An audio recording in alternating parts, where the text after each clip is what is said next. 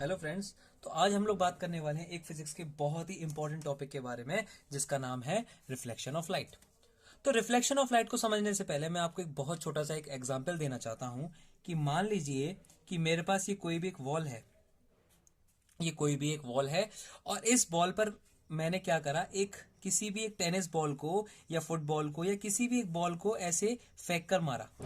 तो आप जानते हैं क्या होगा, ये बॉल जो है इस वॉल पर टकराने के बाद, मतलब इस दीवार पर टकराने के बाद दूसरे डायरेक्शन में मूव कर जाएगी। इसका मतलब कि जब आपने किसी भी एक बॉल को फेंक के मारा एक दीवार पर, तो जो आपकी बॉल है वो किसी भी एक दूसरे डायरेक्शन में मूव कर गई। ये तो एक बहुत बेसिक चीज है जो कि आप लोगों ने एक रियल लाइफ में देखी भी होगी।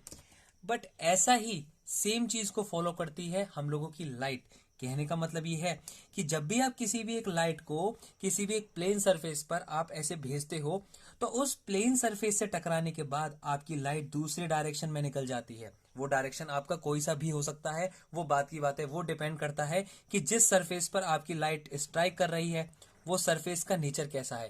कहने का मतलब वो आपका प्लेन है या डिफ्यूज है। ये नेक्स्ट चीज की बात है। हम इसके बारे में अभी हम बात नहीं कर रहे हैं। हम सिर्फ ये बात कर रहे हैं कि हम लोग की जो लाइट है, अगर वो किसी भी एक प्लेन सरफेस पर स्ट्राइक कर रही है, कहने का मतलब अगर हमारी कोई भी एक लाइट है, अगर वो किसी भी एक प्लेन सरफेस पर स्ट्राइक कर रही है, तो स्ट्राइक करने के बाद जो हमारी लाइट है वो किसी एक दूसरे डायरेक्शन में निकल जाती है। हम लोगों की जो लाइट है वो किसी भी एक दूसरे डायरेक्शन में निकल जाती है। इसी इसी फिनोमेना ऑफ लाइट को हम क्या बोलते हैं? रिफ्लेक्शन ऑफ लाइट बोलते हैं। मतलब the sending of a light the sending of light in another direction in another direction after striking a surface के मतलब the sending of a light in another direction after striking a surface. और surface कैसा हो? या तो आपका plane हो या आपका डिफ्यूज हो। तो आपकी लाइट क्या करती है? The sending of a light in another direction after striking a surface is called reflection of light. Reflection of light आप लोग ये भी आप समझ सकते हैं कि जब हमने किसी भी एक प्लेन सरफेस पर एक लाइट को भेजा और लाइट यहां से टकराई और दूसरे डायरेक्शन में निकल गई, वो डायरेक्शन आपका कुछ भी हो सकता है, दूसरे डायरेक्शन में निकल गई। इस दूसरे डायरेक्शन में जब लाइट निकली तो हम लोगों ने क्या बोला? लाइट ने क्या करा? लाइट ने किया रिफ्लेक्शन। तो मतलब अगर हमारी कोई भी एक लाइट है किसी भी एक प्लेन सरफेस पे, जब वो स्ट्राइक कर रही है, स्ट्राइक करने के बाद जब वो दूसरे डायरेक्शन में वो मूव कर रही है, इसी दूसरे डायरेक्शन में जब वो मूव कर रही है, तो हम बोलते हैं लाइट ने क्या किया? रिफ्लेक्शन करा।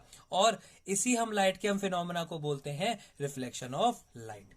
ओके तो अब हम ये समझते हैं कि ये जो रिफ्लेक्शन ऑफ लाइट होता है, इस रिफ्लेक्शन ऑफ लाइट के होने से फायदा क्या होता है? इस रिफ्लेक्शन ऑफ लाइट के होने से फायदा क्या होता है? मान लीजिए कि मैं किसी भी एक रूम में बैठा हुआ हूं। मैं किसी भी एक रूम में बैठा हुआ हूं और मैं उस रूम में रखी हुई सारी चीजों को देख रहा हूं। मैं रूम में रखी हुई इन सारी चीजों को देख रहा हूं, जैसे कि क्लॉक हो गया, चेयर हो गया, या कोई भी एक फोटो फ्रेम हो गया। अगर ये सारी चीजें मुझे विजिबल हैं, जैसे ये फ्रेम हो गया, ये क्लॉक हो गई और ये चेयर हो गई, ये सारी चीजें इस रूम में मेरे को जो विजिबल है, that is due to only what? That is only due to reflection of light. Reflection of light, क्योंकि लाइट उन सारी चीजों पे पड़ती है और उन सब चीजों को क्या बनाती है? विजिबल बनाती है। इसको आप ऐसे भी आप समझ सकते हैं कि जब किसी भी रूम में आप लाइट को ऑफ कर देते हैं, जब आप रूम में लाइट ऑफ कर देते हैं, तो आप किसी भी चीज को आप विजिबल नहीं कर पाते। आप उस चीज को आप विजिबल नहीं कर पाते। क्यों? क्योंकि उस टाइम आपका एक लाइट का बहुत इंपॉर्टेंट फिनोमेना हो नहीं रहा होता है। उस फिनोमेना को आप क्या बोल रहे थे? Reflection of light. तो किसी भी चीज को देखने के लिए लाइट का उस पर रिफ्लेक्ट होना बहुत जरूरी है। उसका रिफ्लेक्ट होना बहुत जरूरी है। तो हम लोग एक बात समझते हैं कि जो लाइट है वो सबसे ज्यादा अच्छी रिफ्लेक्ट कहां करेगी। तो हम लोगों ने एक चीज देखा कि कोई भी चीज पॉलिश्ड जितनी ज्यादा पॉलिश्ड होगी, उतनी ही ज्यादा हमारी लाइट क्या करेगी? उतना ही ज्यादा रिफ्लेक्शन करेगी। फॉर एग्जाम्पल, हम लोग के यहाँ जितने भी जो मिरर आते हैं उनको हम उसका बेस्ट रिफ्लेक्टर बोलते हैं। क्यों? क्योंकि हम ये मानते हैं कि अगर हम उस मिरर को सिल्वर से कोट कर दें, अगर हम उस मिरर को सिल्वर से कोट कर दें तो वो लाइट को सबसे ज्यादा रिफ्लेक्ट करेगा। लेकिन अब सिल्वर तो इतना सस्ता है नहीं कि हम हर मिरर को हम सिल्वर से ही हम पॉलिश करें। तो हम लोग क्या करते हैं, उसके लिए हम उसका एक और हम सब्सटीट्यूट यूज करते हैं, and that is aluminium metal. तो हमारे यहाँ आज जितने भी मोस्टली जो शीशे आते हैं उन लोग को हम क्या करते हैं, जो मिरर आता है उसको हम पॉलिश करते हैं एल्यूमिनियम मेटल से। एल्यूमिनियम हम मेटल से हम लोग क्यों करते हैं, जिससे से ज्यादा हम जो मेरी लाइट है वो रिफ्लेक्ट कर सके, मेरी जो लाइट है ज्यादा से ज्यादा रिफ्लेक्ट कर सके। अब हम आगे बात करते हैं। तो अब हम देखते हैं कि कुछ लाइट के बेसिक चीजों के बारे में, जैसे अगर हमारी जो लाइट आ रही है उसको हम क्या बोलते हैं। तो देखिए, सबसे पहले हम बात करते हैं इंसिडेंट लाइट क्या होती है। जब भी हमारा कोई भी एक सरफेस है उस पे जो लाइट आ रही होती है, आने वाली लाइट को हम लोग क्या बोलते हैं, आने वाली लाइट को बोलते हैं हम लोग इंसिडेंट रे। इंसिडेंट रे बोलते हैं। अच्छा, फिर जिस पॉइंट पर वो लाइट उस प्लेन सरफेस को स्ट्राइक कर रही है उस पॉइंट को हम क्या बोलते हैं, पॉइंट ऑफ इंसिडेंस। उस पॉइंट को हम लोग क्या बोलते हैं, पॉइंट ऑफ इंसिडेंस। और जब हमारी रे जो है, जब वो दूसरी डायरेक्शन में जब निकल जाती है, जिस दूसरी डायरेक्शन में लाइट जो गई है, जो मेरी रे गई है, उस रे को हम लोग क्या बोलते हैं, उस रे को हम बोलते हैं रिफ्लेक्टेड रे। उस रे को हम बोलते हैं रिफ्लेक्टेड रे।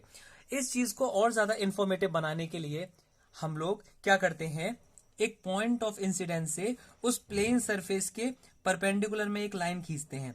उस लाइन को हम क्या बोलते हैं, उस लाइन को हम बोलते हैं नॉर्मल। तो हम लोगों ने 3 चीज सीखी। पहली कौन सी चीज सीखी हम लोगों ने, पहली चीज हम लोगों ने सीखी कि इंसिडेंट रे क्या होता है। हम लोगों ने सीखा इंसिडेंट रे क्या होता है। जब हमारी कोई भी लाइट है अगर किसी भी एक सरफेस पे आके स्ट्राइक कर रही है, किसी भी सरफेस पे आकर स्ट्राइक कर रही है, उस आने वाली रे को हम लोग क्या बोल देते हैं, इंसिडेंट रे। फिर हमारा जिस पॉइंट पे उस लाइट ने उस सरफेस पे स्ट्राइक करा, उस सरफेस को या उस पॉइंट को हम लोग क्या बोलते हैं, जिस सरफेस पे जो हमारा पॉइंट है जिस पर लाइट ने आके स्ट्राइक किया, उस पॉइंट को हम बोलते हैं क्या, उस पॉइंट को हम बोलते हैं पॉइंट ऑफ इंसिडेंस। अच्छा, अब जो हमारी रे जो है रिफ्लेक्ट या इंसिडेंट होने के बाद दूसरे डायरेक्शन में रिफ्लेक्ट कर गई, उस रिफ्लेक्ट रे को क्या बोलते हैं, रिफ्लेक्टेड रे। क्या बोलते हैं, रिफ्लेक्टेड रे। अच्छा, पॉइंट ऑफ इंसिडेंस से हम लोगों ने एक लाइन खींची जो कि हमारी उस प्लेन सरफेस के क्या है, उस प्लेन सरफेस के परपेंडिकुलर है। उस लाइन को हम क्या बोलते हैं, नॉर्मल।